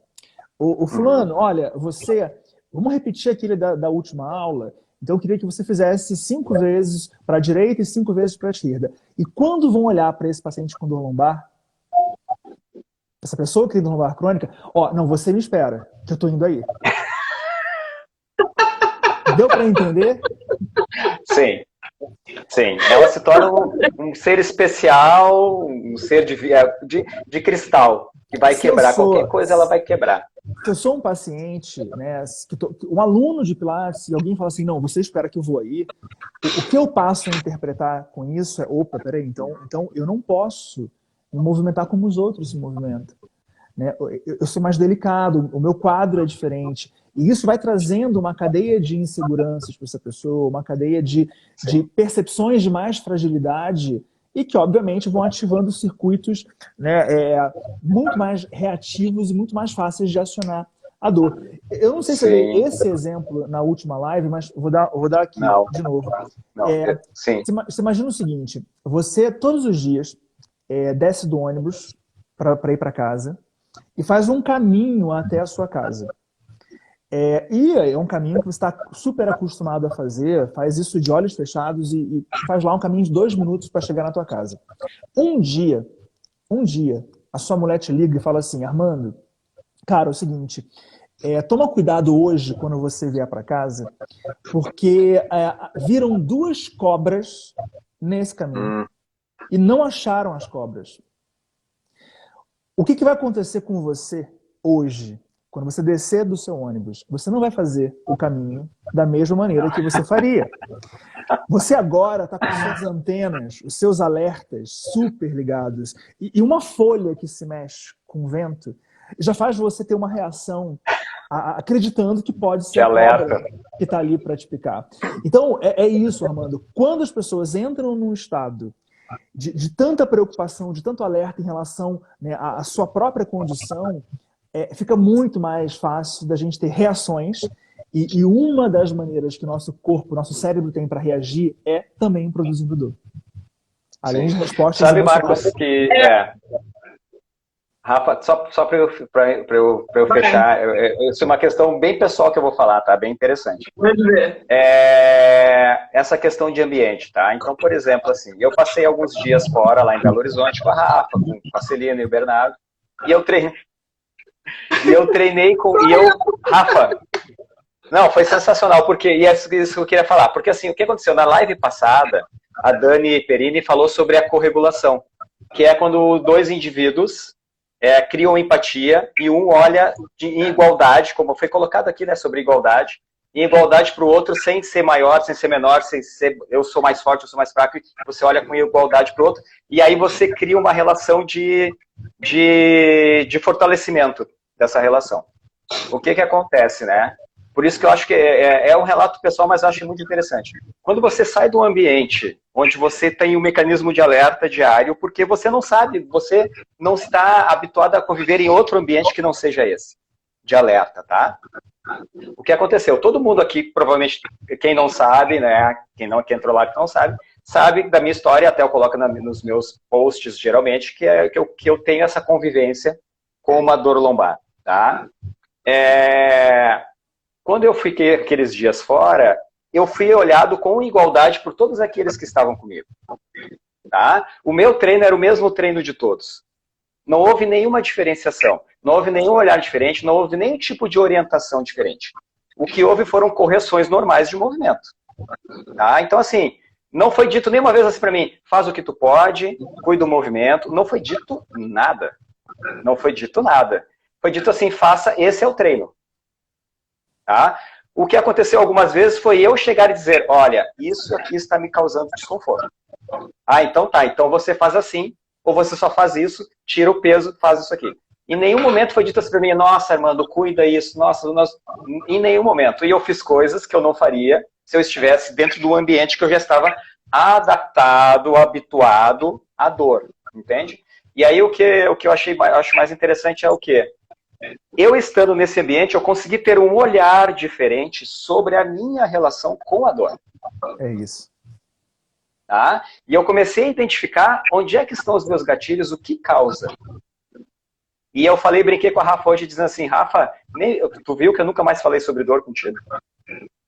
Porque assim, eu identifico, eu sei que está ali o sistema, eu estou modulando o meu sistema, algumas vezes o meu sistema quer me pegar, mas eu já sei onde é que eu driblo ele, e ter tido essa oportunidade de estar num outro lugar, com pessoas que me olharam como se eu fosse uma pessoa normal, né, me fizeram entender que eu sou uma pessoa normal. Que a minha dor não me faz especial. É muito ao contrário disso. A minha dor me limita. Né? Então eu venho trabalhando diariamente esse tipo de informação. Eu não fico mais procurando onde é que está. Será que ela vai me pegar por aqui? Se eu fizer a curva por aqui, ela vai me pegar? Não, eu não estou nem preocupado com ela. Então, assim, eu criei uma outra percepção. Eu acho muito interessante para as pessoas poderem estar em ambientes onde elas se sintam seguras, para elas poderem saber lidar melhor com a sua relação com a dor, entende? Então, até eu comecei a dizer, eu nem falo mais da minha dor, eu falo que eu tenho uma relação com a dor. Quando ela que ela quer se fazer presente, eu já sei aonde eu vou pegar ela e ela não poder tomar conta da situação. Essas questões de gatilhos, né? O que eu vejo muito é assim, as pessoas procuram muitos gatilhos no físico, né? Sim. Que movimento eu vou fazer que me causa dor? Tá, mas e se o gatilho não estiver no físico? E se o meu gatilho estiver em outro fator estressor que não está no físico que eu não consigo identificar? Então, assim, o que eu identifiquei muito? Que meus gatilhos, a maior parte dos meus gatilhos, estavam em fatores que não eram os físicos. E agora eu consigo identificar, e eu consigo até, e que eu acho que é muito interessante, eu fiz aquela brincadeira de uma pessoa que eu conhecia, mas quando eu voltei, algumas pessoas vieram para mim e disseram assim, nossa, eu vi tu fazendo tal coisa lá. E eu pensei, e a dor nas costas do Armando? Entende? E aí eu olhei para a pessoa e disse assim, mas por que você pensou isso? Por que você não olhou pulando tal coisa e disse assim, que legal o Armando pulando? Que bom! Que bom! Né? Então, assim, é importante até a gente educar as pessoas que vivem conosco. Né? Dizendo assim, gente, deixa quieto. Eu tô super bem, tá tudo ótimo. Não se preocupem com o que não é para se preocupar. Então, eu acho muito interessante a gente poder fazer esse olhar diferente e educar, essa educação em dor, né, Marcos? Educar as pessoas em relação ao teu entorno, educar as pessoas que convivem com pessoas não dizendo, gente, crie menos, deixa a pessoa deixa ela ter mais autonomia, deixa ela ter mais independência. Não fiquem tratando ela como se ela fosse um cristal que fosse quebrar a qualquer momento, né? É interessante. Só um adendo aqui, Marcos. Fala. Vou fazer um link com o que você disse anteriormente, com o que o Armando falou aqui agora. A mudança de comportamento, tanto das pessoas com que a gente convive, quanto dos médicos, é essencial para mudar a percepção e a mudança de comportamento daquele paciente com dor. Né? Enquanto a gente for a médicos que vão nos assustar com nomes estranhos, que vão falar, olha, você não... Falaram comigo, olha, você não pode correr. Isso há, sei lá, 13 anos atrás, 10 anos atrás, falei, é mesmo? E corri maravilhosamente bem. Então, assim, quando esse comportamento não mudar, né, das informações e do excesso de cuidado, as crenças vão continuar. Né? E as pessoas vão continuar a abraçar essas dores. Né? Essa dor lombar, né? Falando só de dor lombar. Sim. Então, essas coisas elas precisam ser mudadas, as pessoas precisam ter essa consciência. Dentro de casa, pai e mãe, o filho com a mãe, eu não dou conta de fazer. Não, dá sim, pode fazer. Você dá conta de fazer sim. Eu não vou fazer para você. Né? Sendo que você tem essa crença de que se você fizer, vai doer. Não, pode fazer. Pode ir lá, vai na fé. Né? Porque uma hora pode ser que eu não esteja aqui. Sim. Né? Então, essas coisas, elas precisam, esses comportamentos e visões, eles precisam mudar. E isso precisa ser um coletivo, né? Não adianta, de repente, a pessoa falar assim, eu vou mudar. Ela vai ali na esquina, a pessoa fala assim, tá tudo bem? O que tá precisando? Você tá sentindo dor? Aí a pessoa já cai de novo. Então, por isso que eu falo mais uma vez, gente, é questão de informação e saúde, de utilidade pública mesmo. Sim, deixa eu ver alguns comentários aqui. Ó, Sobre vocês falaram alimentos muitas inflamatórios, coisas, né? Uhum. vocês falaram muitas coisas legais, assim, muitas, assim. Primeiro, Armando, assim, parabéns pelo teu processo, Sim. como que você tem, né, modificado o teu enfrentamento, né, em Isso. relação a essa dor, como você tem mudado os seus hábitos. Então, assim, isso é incrível, né? A sua coragem de poder progredir e persistir e avançar. E você falou tudo, assim, né? É importante que a pessoa identifique que esses gatilhos, muitas vezes para dor, não são físicos. Eles podem ser emocionais, eles podem ser alimentares, eles podem ser momentos ou situações do cotidiano que a gente está passando, Sim. que a gente está enfrentando. Quer ver um exemplo disso? Tem um jogador, o Marcelo, ele jogava na seleção brasileira de futebol.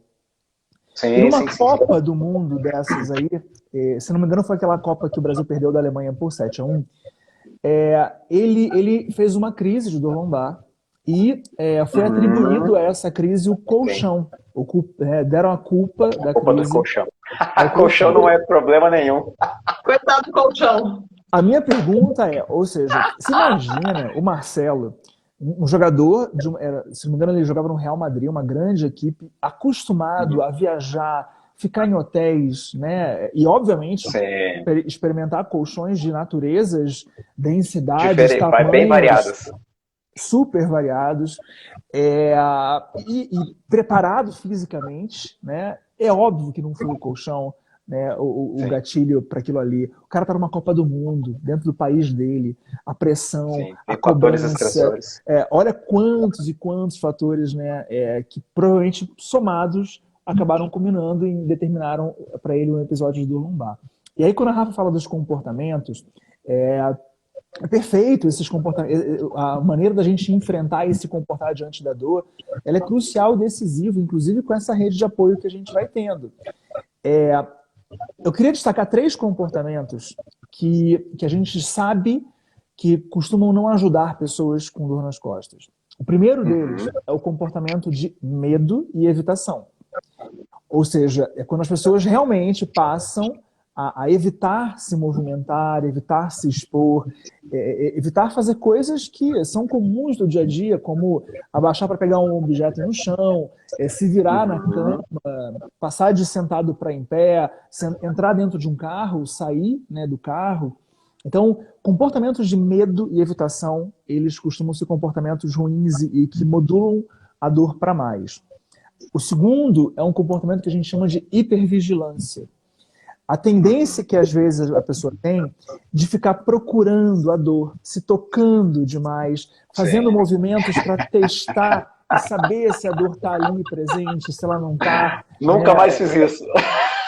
Isso é ótimo, isso é ótimo. Marcos, desculpa, só para te interromper.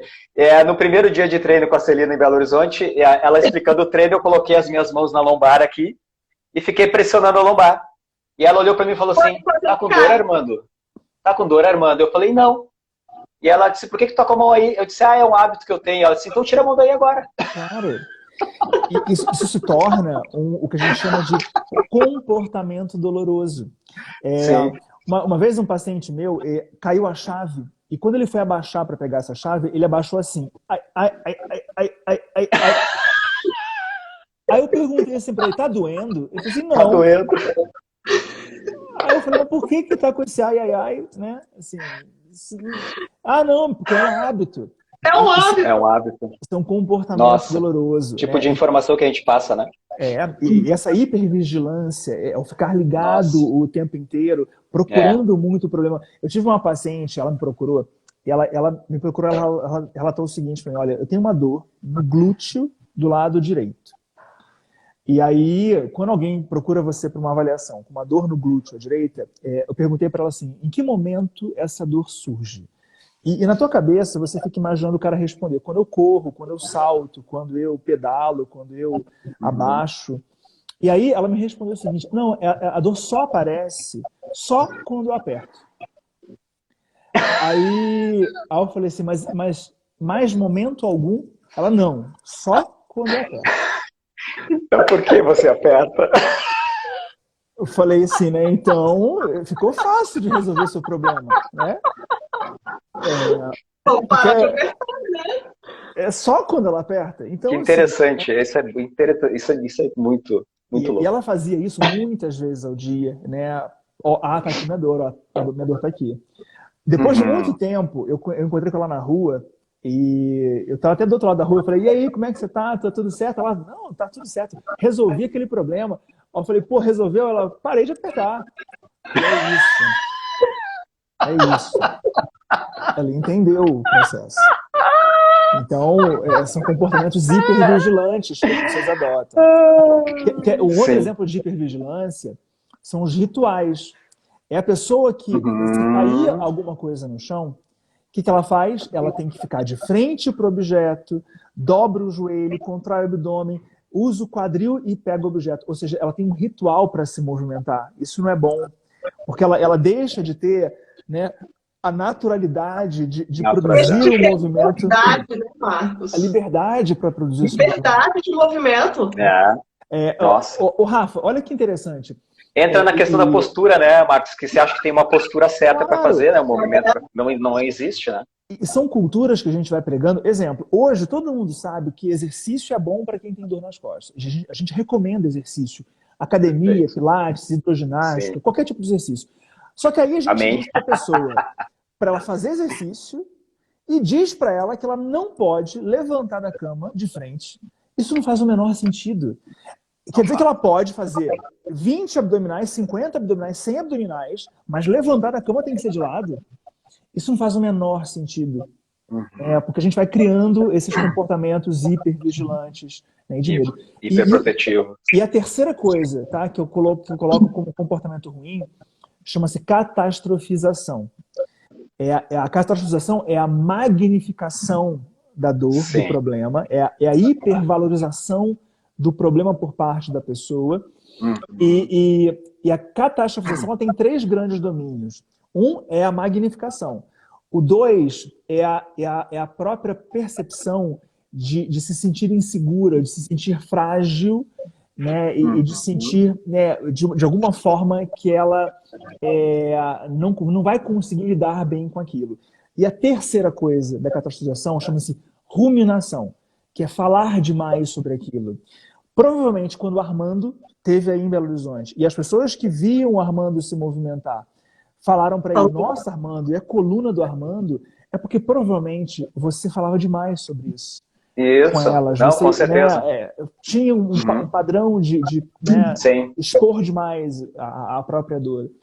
O fator interno é muito forte, né? A gente tem que mudar internamente, né, Marcos? A relação com isso e passar para as pessoas outro tipo de informação, né? É isso.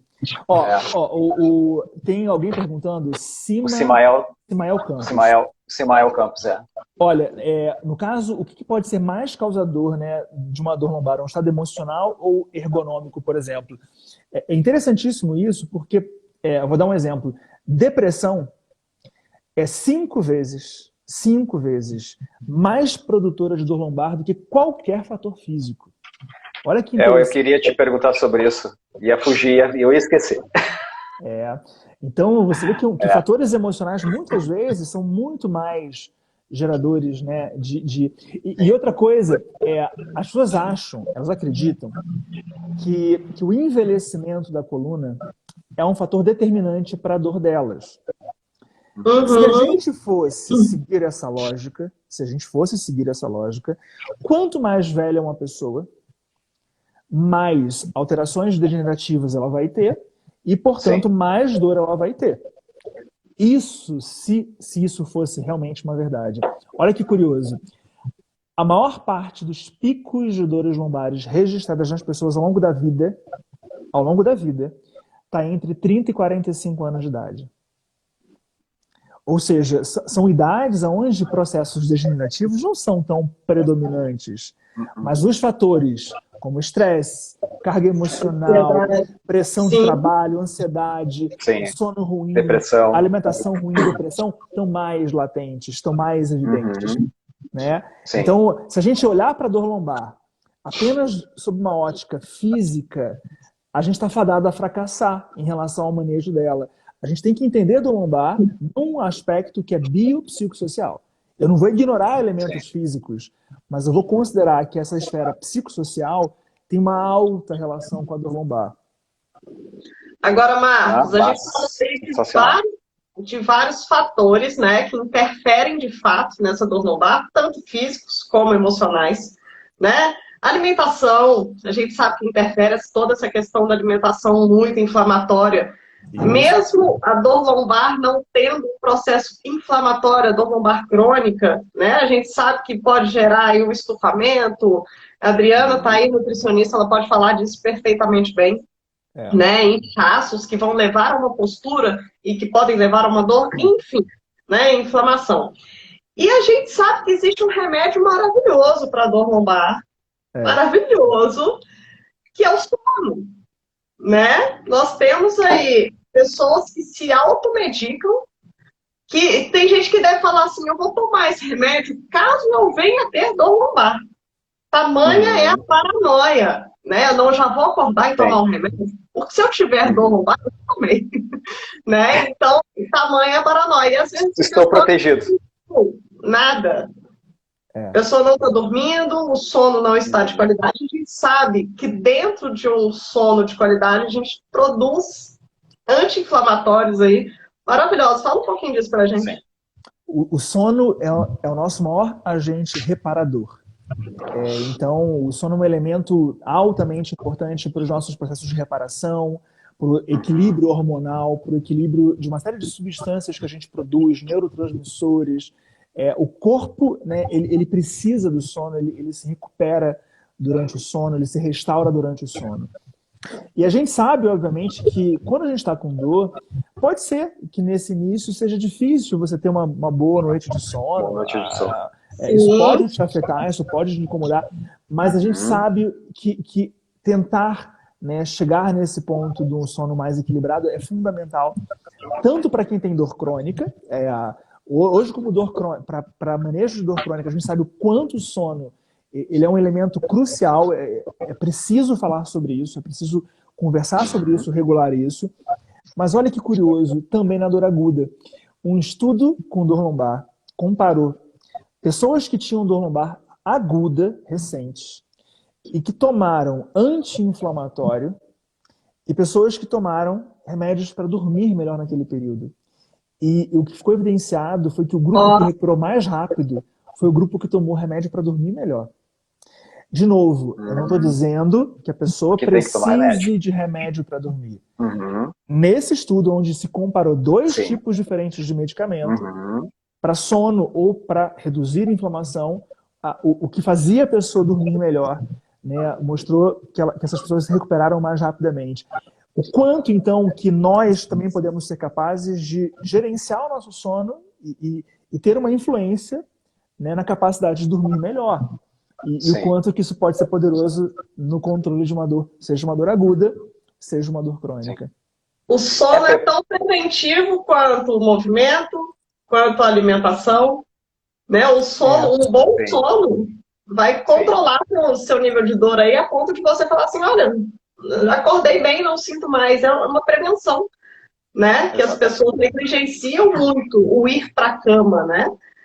Então acabam não se importando muito com isso hoje. E olha que curiosidade, né? É uma curiosidade isso mesmo. Pessoas que dormem mal têm mais chance de um dia desenvolver dor crônica. Pessoas com dor crônica têm mais chances de dormir mal. Ou seja, então, na verdade, isso é uma via de mão dupla. Mão dupla. E a gente sabe hoje, realmente, assim, como que o sono tem sido apontado como uma das mais importantes estratégias para manejar a dor. Sim. Eu acho isso muito importante, assim, Marcos, quando você consegue olhar e entender o que acontece, quais são os causadores da dor, né? A gente conseguir ter essa consciência, essa percepção.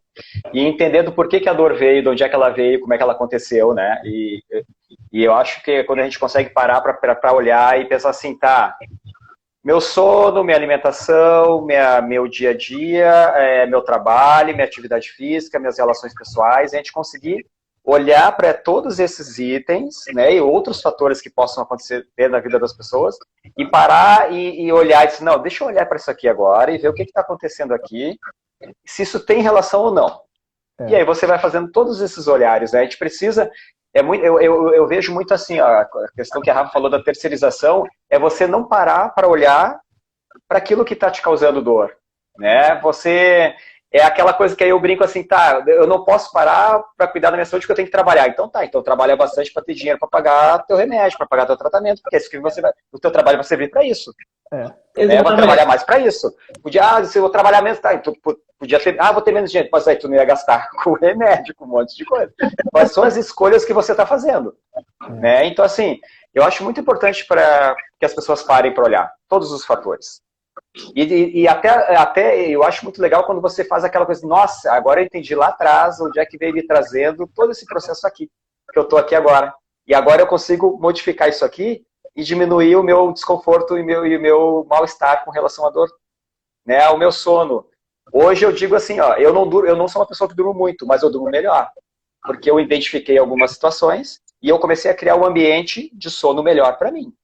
Isso. Né? Até dormindo no colchão de ar, eu criei um ambiente melhor de sono para mim. Quando ele passou aqui em BH, eu vou te contar, Marcos. 6 dias. Um tratamento de choque, sabe? Isso, foi isso que modificou. A chegou, e aí Celina falou assim, Armando, você vai encher o seu colchão. Bom, você vai dormir no colchão de ar e você vai encher o seu colchão. O seu colchão. Um tratamento de choque. Que assim, ele chegou com o canola zerado. Ele veio aqui fazer um tratamento de dor. Mas assim, mas a Celina falou uma coisa muito interessante e eu concordo plenamente com ela. Ela disse assim, talvez você estivesse vivendo num conforto que estivesse causando dor em você. Que você precisava sair daquele conforto e passar por um monte de perrengue para você criar outro sistema de funcionamento para te sair da dor. Entende? E eu acho... E é muito engraçado, o que eu faço hoje aqui? Aquilo que eu brinco com a gente, eu e a Rafa brincamos, a Globo não mostra os bastidores, né? Do que acontece. Mas hoje em dia, em situações de estresse, eu olho e digo assim, não vai vir dor pra cá, o que eu vou fazer? Eu vou jogar um outro estressor em cima desse estressor. Eu vou jogar um estressor que me dá prazer. Eu vou jogar exercício. Né? Aconteceu uma situação de estresse, o que eu vou fazer? Eu vou fazer um outro estressor em cima, eu vou fazer estressor físico, eu vou fazer exercício em cima disso. E eu vou combater esse estressor emocional com exercício físico. E funciona. Né? Então, Marcos, já entrando nesse assunto do exercício, né? O exercício funciona. Não funciona? Cara, o exercício, ele funciona e muito. Primeiro de tudo, um estudo publicado na revista The Lancet, mostra pra gente que se a gente fosse pensar em prevenção para episódios de dor lombar, o maior agente que poderia propiciar prevenção para episódios de dor lombar chama-se exercício, movimento. E, sobretudo, a prática mais regular, né, disso, quando realmente a gente passa a incorporar isso como sendo parte da nossa vida, como parte, né, fundamental uma higiene física, né? Uma higiene física. Do mesmo modo que a gente vai todos os dias tomar banho, vai escovar os dentes, isso, o cabelo. Exatamente. Enxergar o exercício como uma pitada de algo que faz parte da minha vida. Então, ele se mostrou, primeiro de tudo, eficiente na prevenção. E aí você pergunta para mim assim, Armando, qual o exercício? Tem que ser natação? Tem que ser na água, porque na água é baixo impacto? Tem que ser musculação? Ou tem que ser pilates, porque é mais alongamento? Não. Qual exercício? Sobretudo aquele que você gosta, pode pagar, se sente feliz, realizado em fazer, né, tem os gatilhos de prazer, de socialização. Exatamente. E percebe esses benefícios. Então, assim, vai dançar, se dançar que você quer, né? Vai para academia, se é academia que você quer, vai fazer luta, se é a luta que você quer. Então, porque antigamente tinha essa história de que, natação que previne dor nas costas. Isso, E não, é o exercício. Tem o exercício da moda, que é o salvador da dor lombar, né? Exatamente, tem que ser pilates, tem que... Até mesmo porque quando você faz um exercício que ele é indicado, você precisa fazer isso e se você não gosta, isso vira um fator estressor, que vai gerar uma ansiedade, que vai aumentar a dor lombar e não vai te ajudar em nada. né? Então você precisa buscar aquele Exatamente. tipo de prazer. Alguma coisa vai te entregar uma sensação, uma experiência boa, Você imagina né? uma pessoa que odeia água, ter que acordar às Uhum. 6 horas da manhã no frio para entrar na água para fazer exercício. Aí vai Não vai colocar o rolar. desconforto, vai entrar na água toda tensa. E assim, ventou, eu vou faltar. Fez sol demais, vou faltar. De noite, choveu, vou faltar. Qualquer Tudo é coisa motivo. se torna motivo para ela parar de fazer Sim, a Exatamente. atividade. Né? Então, o exercício se mostrou exatamente. eficiente na prevenção. E o exercício se mostrou altamente eficiente para o tratamento. Ou seja, como base de tratamento, né, voltar a se movimentar da maneira que se movimentava antes, mais natural, voltar a pegar peso, voltar a se expor. Lembra que a nossa coluna ela foi feita para suportar carga, ela é forte, Uhum. ela tem um sistema, ela tem uma rede que a protege. Óbvio, o que a gente vai sempre condenar é o do 8 a 80 em um dia, né? A, Sim. a Uhum. progressão é o que nos prepara, né? É justamente a progressão que faz a gente ficar mais adaptado. Se eu achar que eu vou entrar hoje na musculação, hoje, e que daqui a uma semana eu vou estar pegando, né, muito peso, isso Uhum. me coloca em situações de mais risco. Mas Sim, se eu penso no meu condicionamento como algo progressivo que vai acontecendo, né, ao longo do tempo, isso é perfeito, é a maneira que a gente vai ter ali, né, de fato, para poder se desenvolver. Agora, olha que coisa interessante. Muitas pessoas com dores nas costas, elas deixam de pegar peso, deixam de querer abaixar a sua coluna, uhum. numa ideia de que isso está protegendo elas. Os estudos mostraram que é o contrário. Deixar de fazer isso, deixar de abaixar a coluna, deixar de pegar peso, não é fator de proteção, pelo contrário, é fator de risco para o desenvolvimento. Fator de proteção é eu me preparar para fazer isso. Para Olha agora fazer isso. que coisa curiosa, Armando. Nossos movimentos no dia a dia, eles funcionam, na maior parte do tempo, em sistemas que são cruzados. A Sim. marcha Os padrões cruzados de né, movimento. é um padrão Uhum. de dissociação de movimentos Sim. da cintura escapular com a cintura pélvica. Isso. Quando eu Isso. pego um objeto na mesa, eu não levanto meu braço reto, estico ele reto, né? Eu Uhum. torço, né, para pegar esse objeto na mesa. Então a gente se movimenta em cadeias cruzadas. E olha que interessante, se a gente fizesse um teste em casa, um teste bobo, agora eu que vou levantar para fazer Opa, meu teatro essa aqui, live está bem dinâmica. a minha demonstração, mas se eu me posiciono com uma base, eu estou com a perna na frente da outra, e se eu tento Certo. fazer um movimento como empurrar e voltar com o meu corpo Uhum. aqui, se eu faço isso, ou se fosse um gesto de vôlei, de cortar, né, aqui na Sim. rede, eu vou Uhum. perceber que ao fazer isso de um lado, eu vou ter mais facilidade do que quando eu troco a base para fazer o movimento, os mesmos movimentos do outro lado. Me parece Certo. mais estranho quando eu faço do outro Uhum. lado, menos íntimo para mim. Isso. O estudo inglês mostrou uma coisa muito interessante.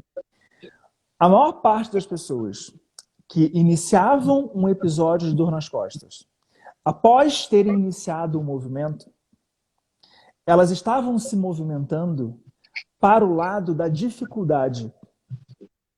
Ou seja, para o lado da cadeia, que elas tinham menos afinidade em movimentar, menos Um elo mais prática, fraco. um elo Uhum. mais fraco. Uhum. E esse mesmo grupo resolveu fazer então um teste. O que aconteceria se a gente então treinasse essas pessoas com movimentos cruzados dos dois lados, estimulando os dois lados e fazendo com Uhum. que esse lado mais estranho ficasse menos estranho, mas, né, novamente mais forte. Mais forte. Isso foi excelente para Que prevenir fantástico. novos episódios. Que legal. Então, olha que interessante essa correlação, né? E o que mostra o quanto que também os nossos treinos, quando eu passo a me abaixar para os dois lados e passo a treinar isso me torna mais apto e menos exposto a ter um problema ao fazer esse gesto. Sim. A gente Sim. tem uma tendência a culpar o elemento errado. Se eu travo a minha coluna empurrando o armário, eu boto a culpa no armário e não na minha falta de capacidade, De capacidade de empurrar o de armário. condicionamento, de habilidade para empurrar o armário. Saca? Então, é isso que a gente precisa mudar. E quem vai mudar isso é exercício, é movimento, é o que é capaz de treinar esse sistema tão lindo e complexo que a gente tem. É a funcionalidade, né, gente? É o funcional. Funcionalidade, da funcionalidade. Exatamente. Gente, Exatamente. olha só, se deixar, a gente fica até amanhã. Eu tenho certeza. Eu tô adorando, eu tô achando o papo show, maravilhoso. Com certeza, Rafa. sem dúvida nenhuma, Marcos, né, já tem cadeira cativa. Tem, vai ter a próxima, claro. A nossa quarta edição. Se vocês não me convidarem, eu vou me convidar. Com certeza. Eu vou me convidar a mim mesmo. O pessoal tá gostando, eu falei, o pessoal tá gostando. Eu quero saber de vocês, mano. Tem um fechamento, produção? Tem, mas eu quero saber, Rafa, de ti, produtora, se você tem aquela pergunta para fazer pro Marcos, que nós não fizemos outra vez. Meu Deus do céu. Tu quer fazer a pergunta antes ou eu faço a reflexão antes? Não, vamos fazer a pergunta primeiro. Você Beleza. participou da nossa primeira edição e a gente não vinha nessa... Não tinha tido essa ideia ainda. E a gente vem perguntando para os nossos convidados, a gente fala muito da questão aí da importância do movimento, né? O movimento não só fisicamente, mentalmente, emocionalmente, o movimento da vida. O movimento para você, Marcos, ele traz felicidade? Cara, que pergunta maravilhosa. Eu vou responder, então, isso com uma resposta muito pessoal, tá? Que eu não costumo abrir tanto, assim, mas uma resposta pessoal. Eu tive uma infância e uma adolescência repleta de movimento. E o movimento, ele era aquilo que mais me trazia felicidade, né? Eram momentos onde, né, eu me realizava, eu me organizava e isso transbordava para mim a felicidade. Depois que eu me formei e comecei a entrar num ritmo de trabalho muito exaustivo, de estudo muito exaustivo, o movimento ele foi sendo deixado de lado da minha vida e eu fui ganhando peso, eu fui dormindo pior e percebendo os malefícios também dessa falta dessa prática. Ano passado, eu tive Covid.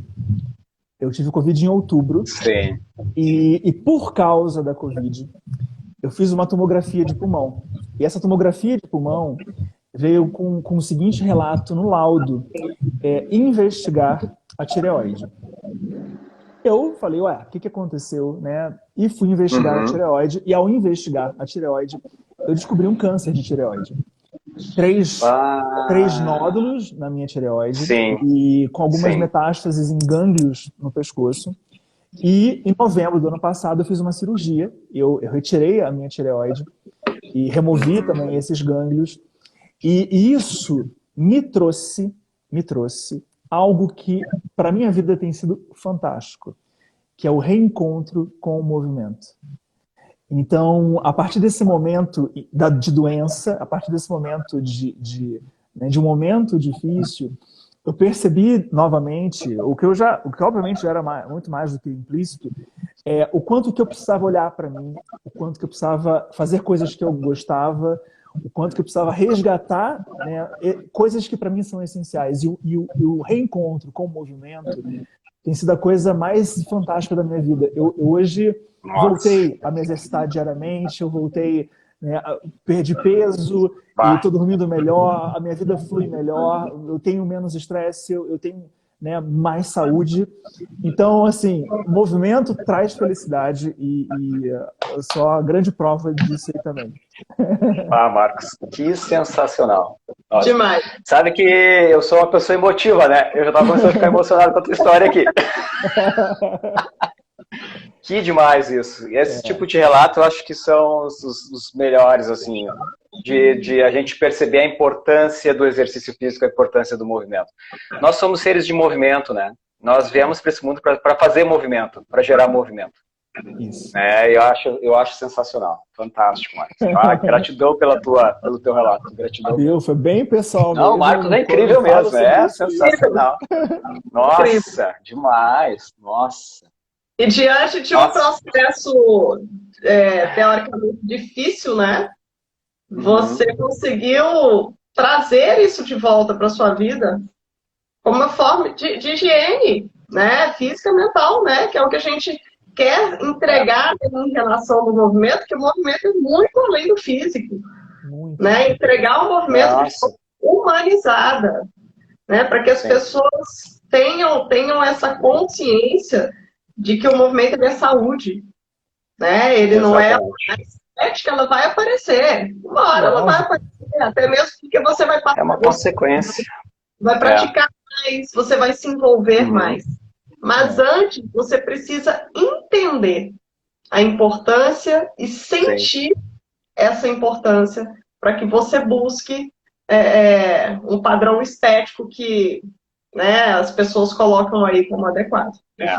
É o verdadeiro valor do movimento, né? É o verdadeiro valor do exercício. É a saúde, né? A saúde. É isso. Bom, eu passei... Produção, eu estou só aguardando. Eu passei horas refletindo hoje. Refleti sobre várias coisas. Mas aí me veio uma coisa muito interessante. O Marcos fez uma piadinha com a gente hoje. E daquela piadinha eu olhei uma coisa escrita, eu disse, o que está escrito aqui? E aí eu fui olhar o que estava escrito e achei aquilo sensacional. E é o que eu quero trazer para o nosso fechamento da live, que o Marcos vai se identificar com isso que eu vou falar agora. A Rafa não conhece, mas o Marcos vai olhar e dizer, opa, eu já ouvi isso em algum lugar. Tá. É uma frase que eu li que diz o seguinte: a vida é uma sequência de encontros inéditos com o mundo e, portanto, não se deixa traduzir em fórmula de nenhuma espécie. Conhece isso, Marcos? Cara, onde você achou isso? Essa inscrição, essa frase está no WhatsApp do Marcos. Cara. E quando eu li, nós viemos conversando desde ontem, né? Nós estamos trocando mensagem, a Rafa contigo e eu contigo. E eu com a Rafa. E quando eu li isso, eu digo... a produção tá on. E quando eu li isso, eu disse, nossa, isso tem todo o significado para a relação que nós três temos criado nas nossas vidas, né?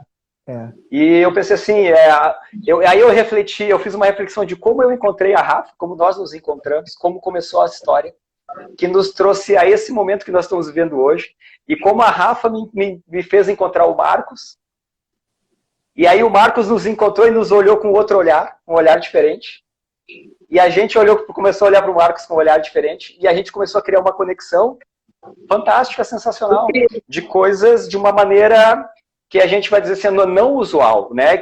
Ou seja, não existe uma fórmula, não foi uma coisa, você me apresentou, ele que me apresentou, e vamos fazer uma coisa assim. Não foi assim que aconteceu. Né? E eu particularmente vou dizer que eu adoro essas coisas. Eu acho isso fantástico. Né? Não existem coincidências, as coisas elas estão preparadas para acontecer, desde que nós estejamos preparados para fazer elas acontecer. Né? E eu acho que nós nos vemos num momento de vida hoje que nós estamos preparados para fazer as coisas acontecerem. E brincando, já fazendo uma piadinha, o futebol americano já começou, e a Rafa sabe do que eu estou falando, que ela pegou no meu pé, que eu sou fanático por futebol americano, eu sou fã de futebol americano. Tenho meu time que eu torço, eu fico nervoso, eu estou atrasado, mas não é o jogo do meu time, não tem problema. Mas eu estava assistindo hoje à tarde, tomando café, um documentário sobre futebol americano. E aí um treinador passou por um atleta e perguntou assim, fulano, como é que você está? E o cara todo paramentado, o cara gigante. E ele falou assim, eu estou com medo, treinador. Mas eu tenho coragem. E aí eu fiquei pensando nisso, e eu pensei nisso e disse, nossa, quando a gente resolveu encarar o que a gente está encarando, dá um medo, né?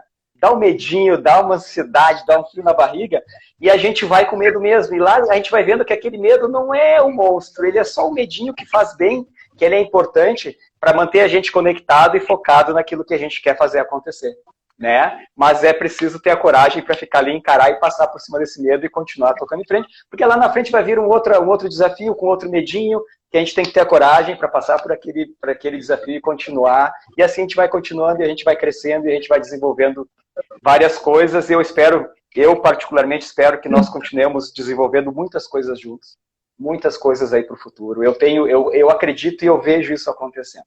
E Marcos, então assim, para finalizar essa reflexão que era pequena, ficou enorme, eu quero te agradecer demais por estar aqui com a gente nessa live, por todo esse tipo de informação, por todo o teu conhecimento, pela maneira que você informa, pela maneira que você leva para as pessoas aquilo que você faz e aquilo que você conhece. E também te agradecer por todas as oportunidades que você tem gerado para nós nesse nosso momento profissional. Só muito assim agradecer demais, gratidão mesmo.